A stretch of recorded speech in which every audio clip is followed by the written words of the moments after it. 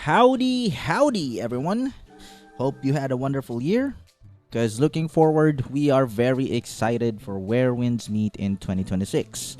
They already released their roadmap for January, and it looks like they have a lot of content for us. Personally, I'm really excited for Guild versus Guilds because that's the type of PvP content that I yearn for. But today, we're going to be talking about one of the basics of the game, but this is more focused on PvP because this is more of the gameplay loop nowadays. There's not much else to do other than maybe if you're like looking to 100% your stuff, but not everyone likes to do that, and most of the gameplay loop right now is in arenas. Now, this is going to be a video about how protected ability works.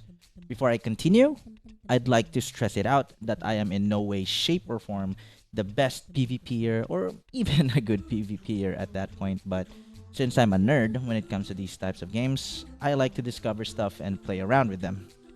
I initially wanted to share my journey, my personal journey of climbing the ranks since I played a lot of, well, not really a lot compared to other people, but I played a decent amount of arenas. But my footage got effed up and my audio was this. So, yeah. Now, the purpose of this video is hopefully to equip you with knowledge that will help you climb in arenas or just improve your gameplay in general.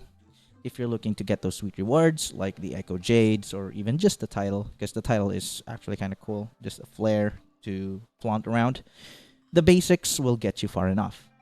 This is more for the casual player base, the ones who are just learning the game, who are still looking to, engage in PvP or engage in more content in the game, rather than actually competing on a higher level. So if you're looking for combo guides or stuff like that, this is not the video for it. Now, with that out of the way, let's talk about the kinds of protection or the armors that we have in this game. First, we have Fortitude, then we get Tenacity, iframe, and Super Armor.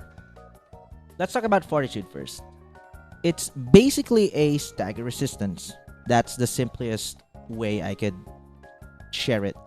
It's commonly found in martial arts, especially the pure stone split build or the tanks. The only other martial art that I know that has this protection is the Heaven Quaker Spear, where they're charge heavy, and if they have their inner way upgraded, or the the Wolf Chaser art, they have it to tier 3. Their Sober Sorrow ability also has stagger resist, so if you're trading blows with these certain builds, you have to keep this in mind. For Tenacity, it's basically an improved Fortitude. It's more commonly found in Mystic Arts. The only martial art that I know that has probably something that's close to Tenacity is, like I said earlier, it's the Heaven Quaker Spear, because apparently from their inner way they have the damage resist as well, because Tenacity is basically Fortitude plus damage reduction or damage resist.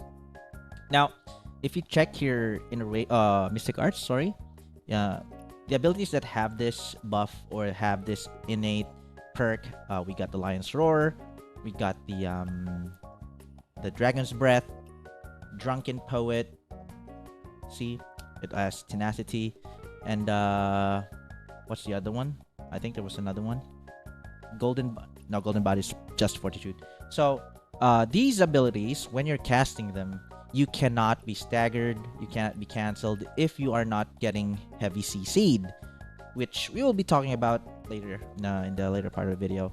So if you have like a rotation for your character, if you have your class or whatever weapon set you're using, if you want to embed some of your combos with your Mystic Arts, you can keep this in mind that these abilities cannot be staggered. So also vice versa, if you're fighting against these players who abuse these abilities, because a lot of players really maximize this, who knows this, like the top players that are even from before, when I played post mythic around like 3.6 to 3.8. That's low mythic actually, but when I played a lot of players against this, they abuse the super armors. Sorry, not super armor. The tenacity a buff so that they could trade with my build. So, like I said, if you want to embed some combos to your build, you can keep in mind that these ones cannot be cancelled under normal circumstances. Now, for iframes, it's not really that common. It's not really something to be concerned about, but it's two things. Well, actually, three if we count Meridian Touch. The Strategic Sword charge heavy. They are in iframe once they cast this. Their inner track slash, second cast, or their Q, their second Q. You cannot hit them when they're in this stance, so you can probably keep track of this. But by the time that you're getting hit by this anyway, you're getting staggered. So you can just wait out the iframes, I guess. Meridian Touch is literally just a blink. It's a poke, and you are invincible for this 1 second that you're blinking. So yeah, it's an iframe, I guess, but it's not really something that you could really keep track of. But it's something that you can maximize if you want to. And lastly, super armor. There are 3 things that I know that have super armor in the game right now. It's for Mystic Arts, it's the Dragon Head and the Flaming Meteor. I never saw anyone use these abilities in arenas. Maybe in the future for like group content you would see more. But yeah, these are the 2 Mystic Arts. And the Twin Blades, Flame Lash, maybe you can call it super armor because they're resistant to all the CCs, but they don't really have bonus damage resist. So let's just categorize it to super armor just for the sake of discussion, because they are resistant to everything. It's literally how it sounds like. When you say super armor, it can't be staggered or can't be stopped. Okay, now that we have talked about the protections, let's talk about which things or what counters these protections. Fortitude and Tenacity are basically the same thing, but with the difference of damage reduction. So I'll just put them in the same category just so we can save more time. Fortitude and Tenacity can be countered by 3 things. It's the Kyankun Lock, or the Nameless Spear Q, the Vernal Umbrella's Q, the Spring Sorrow, and the Springless Silence, which is the Inkwell Fan's Uppercut ability, or the Tilde special ability. So you can keep track of this. Like if you're fighting these builds, if you want to abuse your, or if you want to, I'm sorry, I'm using the word abuse a lot. If you're looking to maximize your Fortitudes and Tenacity, you have to look out for these builds because they can cancel you even though you are in this stance. Iframe is basically a perfect dodge, so if they're already in iframe, you really can't do anything. But just time it when they're out of iframe. Super armor can't be stopped. It's basically just an unstoppable force. If somebody for some reason casts Dragon Head or the Flame Meteor or the horse thing, just dodge it. Or you can actually parry the Dragon Head, but I don't think anybody uses it in arenas. Or maybe on the rare case that you do encounter that. They can't be CC'd. They can't be knocked up when they're in the stance. So just dodge. Now, with all this knowledge that you are equipped now, hopefully you can find out for yourself what rotations you can do with your abilities. And at the same time, you know how to distance yourself or, counter certain abilities since you know how protected they are. Note that I did not mention anything about parries in this game or in this video. Of course, you can parry a lot of these abilities, but that's something that you can, what do you call this? That's more on the side of your personal skill, because this is more on the information on how the abilities works or how the protection works. And since you already have this information, just, make your own rotations, have your combos. That's what I would suggest for everyone. But if you want it to be easier, just look for the top players and look at what they're doing and try to replicate it.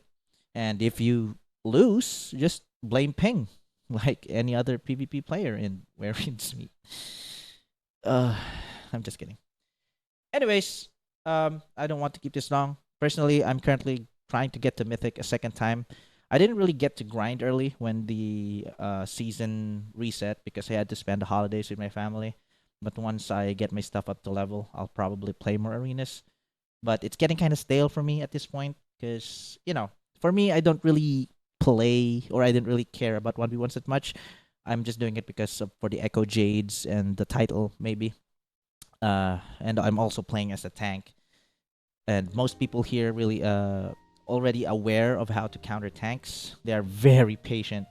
They just run out the clock, and that's most of my matches lately. And I honestly don't have the mental capacity to deal with that, and I don't blame them. Like, if it were me, I wouldn't want to trade with a tank either because of all the protection that I have. If I were a DPS build with unprotected abilities and martial arts, yeah, I wouldn't trade either. But it tires me out.